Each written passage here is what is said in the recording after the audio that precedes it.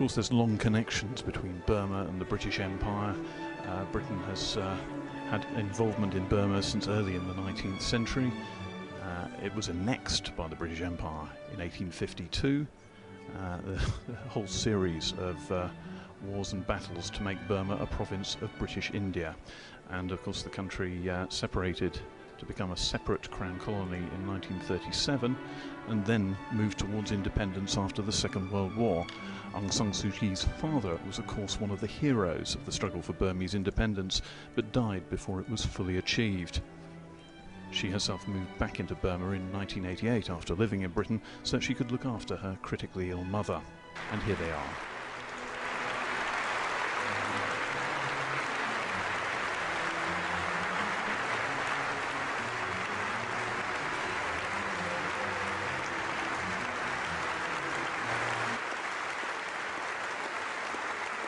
Speaker of the Commons, John Bercow. This hall has hosted many events over the past 900 years. In recent times, only a few international figures, Charles de Gaulle, Nelson Mandela, Pope Benedict XVI, and Barack Obama have spoken here. Today, Aung San Suu Kyi will become the first figure other than a head of state, the first woman from abroad, and the first citizen of Asia to do so.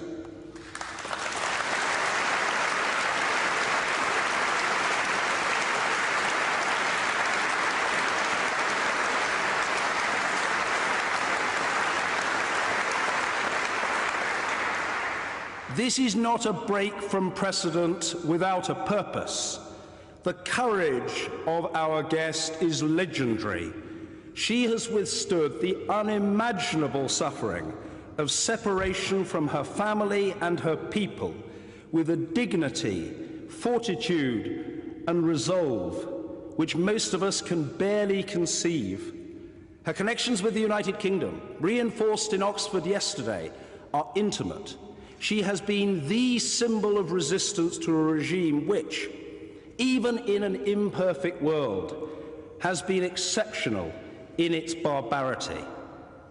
As the United Nations has documented, and from 3 trips to Burma's borders, I can myself attest, this is a cabal guilty of rape as a weapon of war, extrajudicial killings, compulsory relocation, forced labor, deployment of child soldiers, use of human minesweepers, incarceration of opponents in unspeakable conditions, destruction of villages, obstruction of aid, and excruciating torture. Burma has become a beautiful but benighted land where fear runs through society like blood flowing through veins. One woman has now defied a dictatorship of such depravity for 2 decades. That is why Aung San Suu Kyi, a leader and a stateswoman, is with us here in Westminster Hall this afternoon.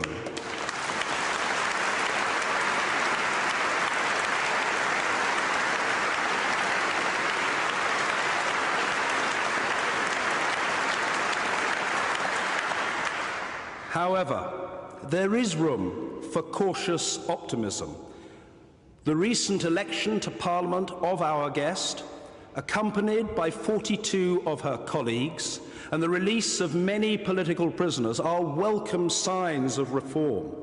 We earnestly hope that further and fundamental reform will ultimately lead to the freedom, democracy, and rule of law which we have so long enjoyed and the people of Burma have too long been denied. There is an Asian saying to the effect that a journey of 1,000 miles must start with a single step. We are proud that one such step will be taken in this Parliament today. Parliamentary colleagues, ladies and gentlemen, it is my privilege to welcome the conscience of a country and a heroine for humanity, Aung San Suu Kyi.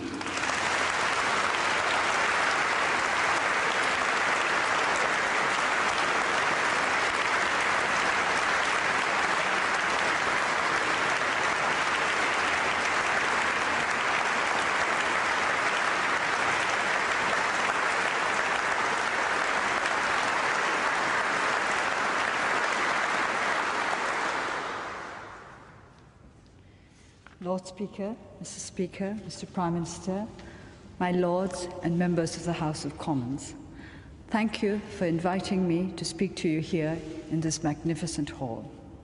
I'm very conscious of the extraordinary nature of this honour. I understand that there was some debate as to whether I would speak here in this splendid setting or elsewhere within the Palace of Westminster. I welcome that debate and discussion. It is what Parliament is all about. I have just come from Downing Street. It was my first visit there, and yet, for me, it was a familiar scene, not just from television broadcasts, but from my own family history.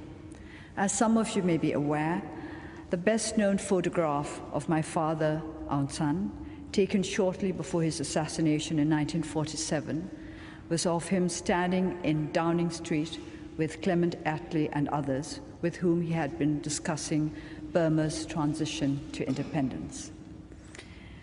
He was pictured wearing a large British military-issue greatcoat. This had been given to him by Jawaharlal Nehru en route to the UK to protect him against the unaccustomed cold. And I must say, having not left my tropical country for 24 years, there have been the odd moments this week when I have thought of that coat myself. A couple of hours ago, I was photographed in the same place where my father was photographed, together with Prime Minister David Cameron, and it was raining. Very British. My father was a founding member of the Burmese Independence Army in World War II. He took on this responsibility out of a desire to see democracy established in his homeland. It was his view that democracy was the only political system worthy of an independent nation. It is a view, of course, that I have long shared. General Slim, commander of the 14th Army, who led the Allied Burmese campaign, wrote about his first encounter with my father in his memoir, Defeat unto Victory. The meeting came towards the end of the war, shortly after my father had decided that the Burmese Independence Army should join forces with the Allies.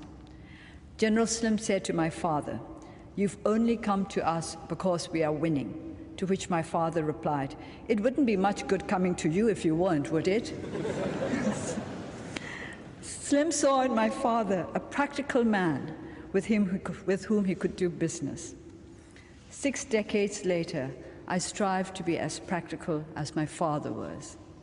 And so I'm here, in part, to ask for practical help as a friend and an equal, in support of the reforms which can bring better lives, greater opportunities to the people of Burma who have been for so long deprived of their rights and their place in the world. As I said yesterday in Oxford, my country today stands at the start of a journey towards, I hope, a better future. So many hills remain to be climbed, chasms to be bridged, obstacles to be breached. Our own determination can get us so far. The support of the people of Britain and of peoples around the world can get us so much further.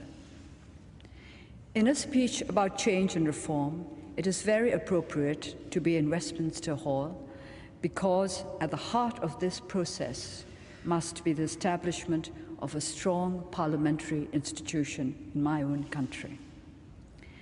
The British Parliament is perhaps the preeminent symbol to oppressed peoples around the world of freedom of speech.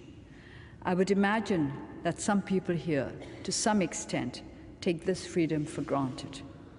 For us in Burma, what you take for granted, we have had to struggle for long and hard.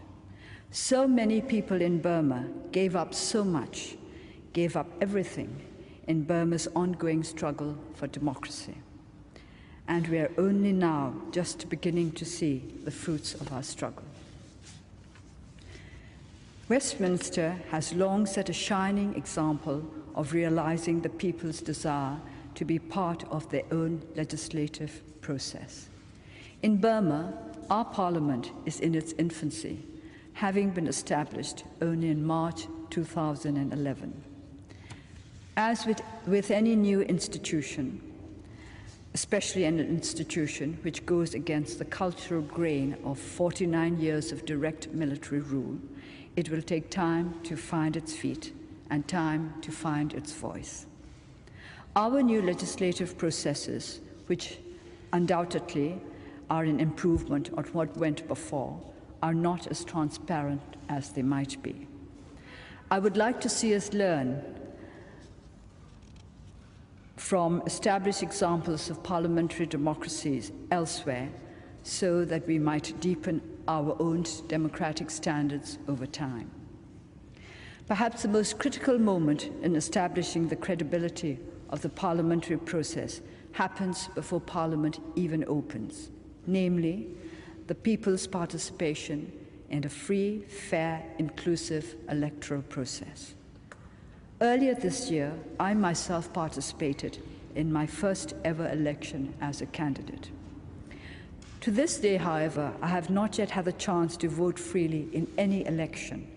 In 1990, I was allowed to cast an advance vote while under house arrest, but I was prevented from contesting as a candidate for my party, the National League for Democracy. I was disqualified on the grounds that I had received help from foreign quarters. This amounted to BBC broadcasts that the authorities considered to be biased in my favor. What struck me most ahead of this year's by-elections was how quickly people in the constituencies around Burma grasped the importance of participating in the political process. They understood firsthand that the right to vote was not something given to all. They understood that they must take advantage when the opportunity arose, because they understood what it meant to have that opportunity taken away from them. During the years that I lived in the United Kingdom, I never had the right to vote myself, but I can remember, even during my university days, that I was always trying to encourage my friends to exercise their right to vote. It was never clear to me whether they followed those instructions, but it was clear to me even then that if we do not regard the rights we have, we run the risk of seeing those rights erode away.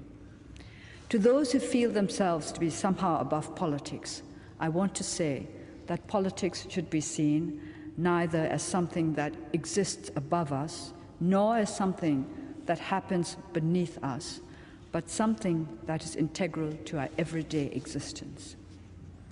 After my marriage, I constantly preached my gospel of political participation to my late husband, Michael. I still distinctly recall the occasion when a canvasser knocked on the door of our Oxford home during an election campaign.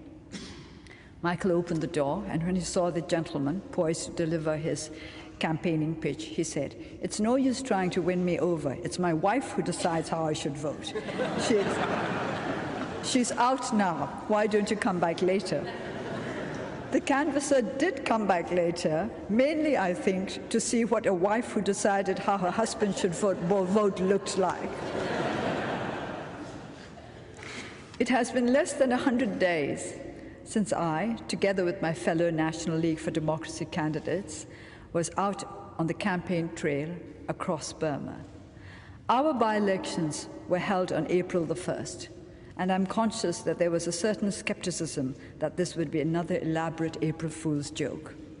In fact, it turned out to be an April of new hope. The voting process was largely free and fair, and I would like to pay tribute to President U Thein Sein for this and for his commitment and sincerity in the reform process. As I have long said, it is through dialogue and through cooperation that political differences can best be resolved, and my own commitment to this path remains as strong as ever. Elections in Burma are very different to those in many more established democracies such as yours. Apathy, especially among the young, is certainly not an issue. For me, the most encouraging and rewarding aspect of our own elections was the participation in such vast numbers and with such enthusiasm of our young people. Often, our biggest challenge was restraining the crowds of university students, school children, and flag-waving toddlers who greeted us on the campaign, blocking the roads throughout the length of towns. The day before the elections, on my way to my constituency, I passed a hillock which had been occupied by a group of children, the oldest about 10 or 11, their leader standing at the summit holding the NLD flag. The passion of the electorate was a passion born of hunger for something long denied. Following Burma's independence in 1948, our parliamentary system was, of course, based on that of the United Kingdom. The era became known in Burmese as the parliamentary era, a name which, by the mere necessity of its application, speaks of the unfortunate changes which followed. Our parliamentary era, which lasted more or less until 1962, could not be said to have been perfect, but it was certainly the most progressive and promising period until now in the short history of independent Burma. It was at this time that Burma was considered the nation most likely to succeed in Southeast Asia. Things did not, however, go entirely to plan. They often don't in Burma and indeed in the rest of the world. Now, once again, we have an opportunity to re-establish true democracy in Burma. It is an opportunity for which we have waited many decades. If we do not use this opportunity, if we do not get things right this time around, it may be several decades more before a similar opportunity arises again. And so it is for this reason that I would ask Britain, as one of the oldest parliamentary democracies, to consider what it can do to help build the sound institutions needed to support our nascent parliamentary democracy. The reforms taking place, led by President U Thein Sein, are to be welcomed. But this cannot be a personality-based process. Without strong institutions, this process will not be sustainable. Our legislature has much to learn about the democratization process, and I hope that Britain and other democracies can help by sharing your own experiences with us. Thus far, I have only spent a matter of minutes inside the Burmese parliament when I took the oath as a new MP last month. I must say that I found the atmosphere rather formal. Men are required to wear formal headgear. There is certainly no heckling. I would wish that over time, perhaps, we will reflect the liveliness and relative informality of Westminster. I am not unaware of the saying that more tears have been shed over wishes granted than over wishes denied. Nevertheless, it is when Burma has its own satisfactory equivalent of Prime Minister's questions that we will be able to say that parliamentary democracy has truly come of age. I would also like to emphasize the importance of establishing requisite parliamentary control over the budget. In all this, what is most important is to empower the people, the essential ingredient of democracy. Britain is living proof that a constitution does not need to be written down in order to be effective. It is more important that a constitution should be accepted by the people, that the people should feel it belongs to them, that it is not an external document imposed on them. One of the clearly stated aims of my party, the National League for Democracy, is constitutional reform. Britain's original constitution was drawn up following the meeting between my father, Aung San, and Clement Attlee here in London in 1947. This constitution may not have been perfect, but at its core was a profound understanding of and respect for the aspirations of the people. The current constitution, drawn up by the military government in 2008, must be amended to incorporate the basic rights and aspirations of Burma's ethnic nationalities. In over 60 years of independence, Burma has not yet known a time when we could say that there was peace throughout the land. At this very moment, hostilities continue between Kachin forces and the state armed forces in the north. In the west, communal strife has led to the loss of innocent lives and the displacements of tens of thousands of hapless citizens. Since this speech was drafted, I've also heard that hostilities have resumed in the east of the country between Shan troops and the troops of the government. We need to address the problems that lie at the root of conflict. We need to develop a culture of political settlement through negotiation and to promote the rule of law, that all who live in Burma may enjoy the benefits of both freedom and security. In the immediate term, we also need humanitarian support for the many peoples in the north and west, largely women and children, who have been forced to flee their homes. As the long history of the United Kingdom shows clearly, people never lose their need to preserve their national or ethnic identity. This is something which goes beyond, which supersedes economic development. And that is why I hope that in working for Burma's national reconciliation, the international community will recognize that it is political dialogue and political settlement which must be given precedence over short-term economic development. If differences remain unresolved, if basic aspirations remain unfulfilled, there cannot be an adequate foundation for sustainable development of any kind, economic, social, or political. Britain has for so long, under successive governments, including the present Conservative Liberal Democratic coalition and the previous Labour government, been a staunch and unshakable supporter of aid efforts in Burma. I hope you can continue to help our country through targeted and coordinated development assistance. Britain has been until now the largest bilateral donor to Burma. It is in education in particular that I hope that the British can play a major role. We need short-term results so that our people may see that democratization has a tangible, positive impact on their lives. Vocational training and creation of employment opportunities to help address Burma's chronic youth unemployment are particularly important. Longer term, Burma's education system is desperately weak. Reform is needed, not just of schools and the curriculum and the training of teachers, but also of our attitude to education, which at present is too narrow and rigid. I hope also that British businesses can play a role in supporting the democratic reform process through what I have termed democracy-friendly investment.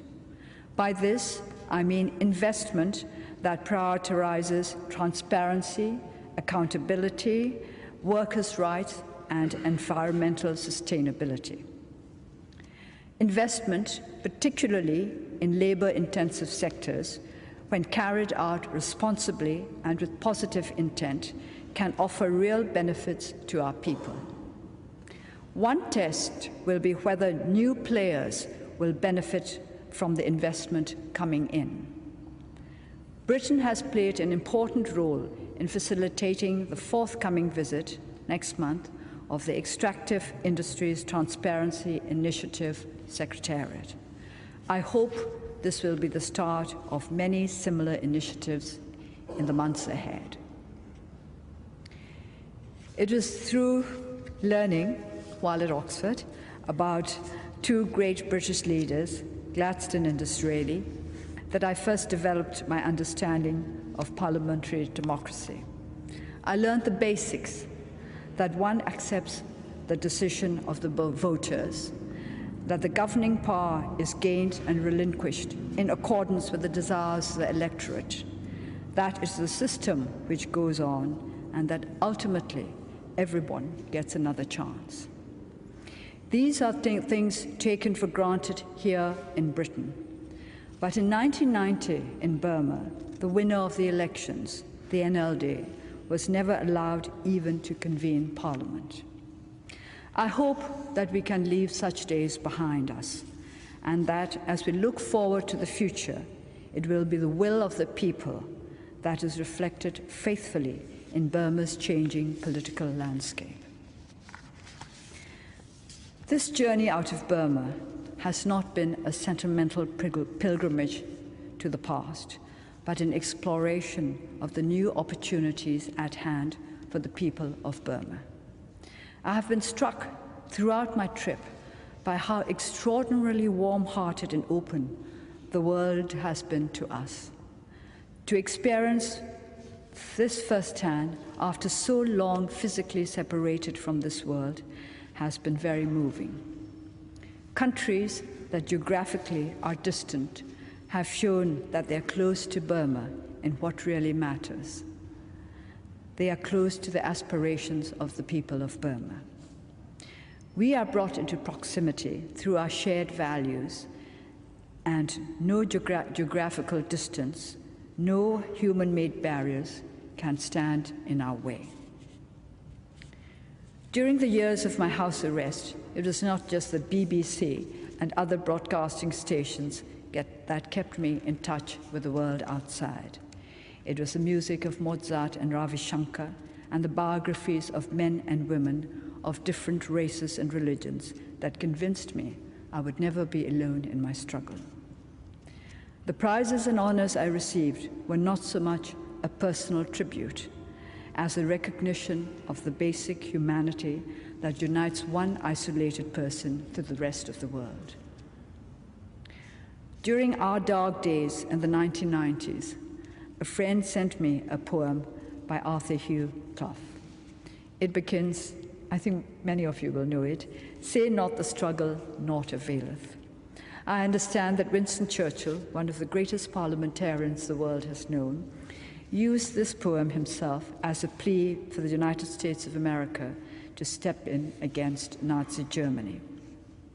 Today, I want to make a rather different point, that we can work together, combining political wisdom from East and West to bring the light of democratic values to all peoples in Burma and beyond. I will just read the final verse. I was advised that the whole poem was far too long.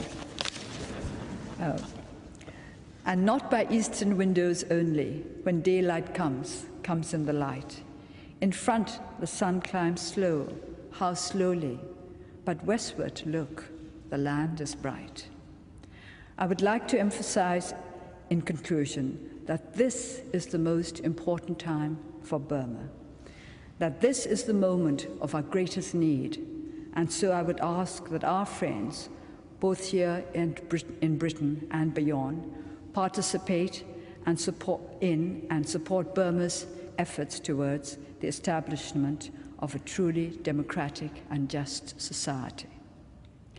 Thank you for giving me this opportunity to address the members of one of the oldest democratic institutions in the world. Thank you for letting me into your midst. My country has not yet entered the ranks of truly democratic societies, but I am confident that we will get there before too long, with your help. Thank you.